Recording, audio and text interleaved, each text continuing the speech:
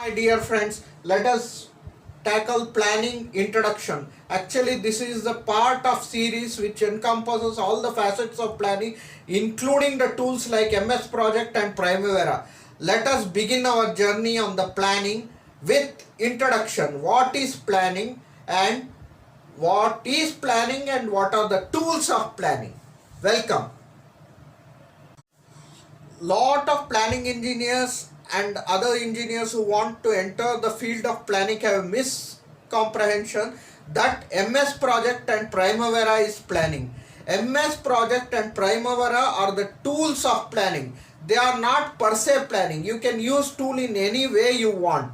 Then actually planning encompasses much more bigger and a vast field of subjects, including financial planning and sales planning. Lot of companies make a mistake of not including this in the project plan. That is why lot of the projects are bombarded with failures and cost escalation. So let us move ahead. Well, actually, planning is a vast field which even has financial planning and role planning and all those things. We will not delve on that. We will actually context ourselves to the project planning. In project planning, actually planning process includes thinking and listing the activity for achieving a common goal by set parameters. The set parameters will be time, cost and scope. So if you take suppose time, it will have a fixed duration for the whole project, and if you take a scope, it will be different scopes like civil, electrical, plumbing and all those things, and there will be a cost included in the project which forms the budget of the project. This is how the planning process takes place. Remember my dear friends, it is a process and not a standalone activity. So let us move on. The process of planning involves a hierarchy. Hierarchy means what is the top down approach. There is a corporate planning and a project planning. This hierarchy is followed by almost all the major companies like L&T, SPCL, Puravankara and Shobha. In corporate planning, the departments that are involved is planning department at corporate level, finance, contracts, cost accounting department and your quality department. Everybody is involved in the corporate planning. At project planning level comes main planning engineers. If you go through the profile of a planning engineer in L&T or SPCL, it encompasses even finance. Lot of engineers again have a miscomprehension that finance is a financial department job, but actually project planners do encompass the finance. Like I will give you an example, cash flow statements and fund flow statements are made by planning engineers in L&T and SPCL. They even send to the head office the cash requirement for the next month. So all the funding activities and cash flow activities are carried on by planning engineers.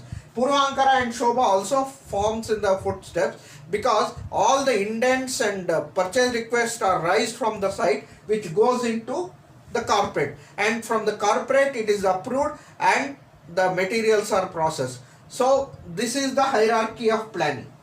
Let us move on.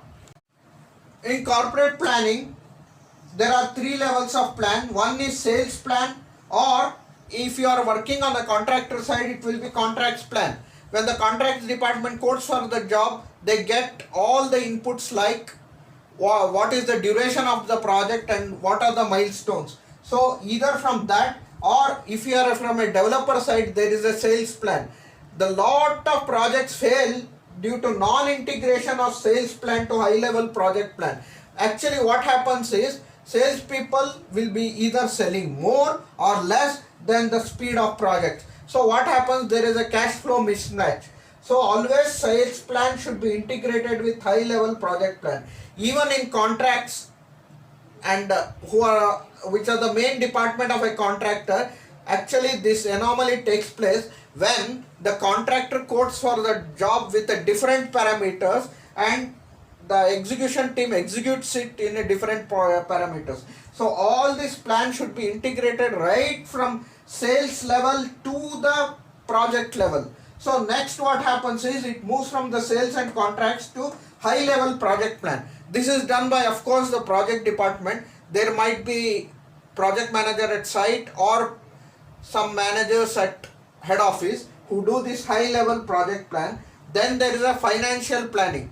This is half done by project department, half by finance people. This financial people actually do the fund flow and rest of how they are going to arrange funds and all for their own departmental use, whereas the project department has to integrate those fund flow into their cash flow statement which they have prepared. So that will be the part of financial planning. Then there is a project portfolio plan which is actually used by project controls department. They integrate the total plan into group of projects so that they can monitor and plan for the next phase of the projects as a total corporate level or at a group level. So this is the total corporate planning. Let us move on. My dear friends, what is the method that we follow in project planning is waterfall method. The construction activities are always scheduled in waterfall method up to this moment. Actually, future what is going to happen is we are going to move to agile and scrum model, which is practiced by software people in totality. So what happens with the waterfall model is you move from one end to the other end, and I will give you some of the disadvantage in the next slide. But in this slide we will explain what does it involve. There is a scope planning where you get the requirements and convert it to WBS. Then there is a schedule. Then you make a cost estimation and cost planning. Then there is a resource planning. Then you come in for the quality plans. Actually lot of MNCs follow this process. Actually this is a part of PMI, but I have exceeded that by including some of the elements which may not be there in the PMI and some of the elements out of practical consideration which we have implemented across lot of projects. Then there is a stakeholder plan, communication plan and a risk management plan. So this is what comprises of project planning. So whoever says scheduling is planning will be baffled by the amount of activities that are involved in planning. This is what lot of MNCs follow, and they follow even the PMI method or Prince2 method to execute their projects. It may be failure or a success, but it is definitely a better methodology to shift to. So let us move on. My dear friends, Agile is causing a much needed revolution in construction industry slowly. Lot of MNCs are moving towards Agile. So what is Agile? Collaboration and evolution of self-organizing and cross-functional teams. Like there will be a team where it works in coordination with each other, like finance, projects, purchase department and accounting. Everybody works in a collaborated manner. It is not like one department struggling against the other or something like this. It is basically a projectized organization. Then it has a adaptive planning. At each stage you can change the plan. What will be the next iteration? Iterations are milestones. You can actually conjure it to be equivalent of a milestone. Means first floor slab, second floor slab. At each level you do the iterations. So this is what is the meaning of iterative. Means it will be giving a product one by one. Means first milestone will be achieved, like first floor slab is achieved, second floor slab is achieved, then you go for masonry. All these are iterations. So it is adaptive. Means if first floor slab is delayed, you can replan for the second floor slab and actually plan for the rest of the milestones. That is how it functions. So this is Agile. We will be dealing with it separately in a particular video. So let us move on. My dear friends, the process of Agile involves vision. Vision has a macro schedule and control parameters, like what is the total cost of project, what is the total time, and what are the quality proposals for the project with the contracts and work packaging. Then it goes to schedule. The schedule is basically for iteration. What are the time constraints for the first floor, second floor, third floor, and what are the constraints for block work. You can arrange it in any way you want. Then there is a iterations. For each iteration, suppose from first floor to second floor slab, you will have a micro schedule which will be revised from time to time depending on the response to the changes. Then there is a closeout. So this is the basic ingredient of the total steps in the agile. We will anyway deal with these things in future.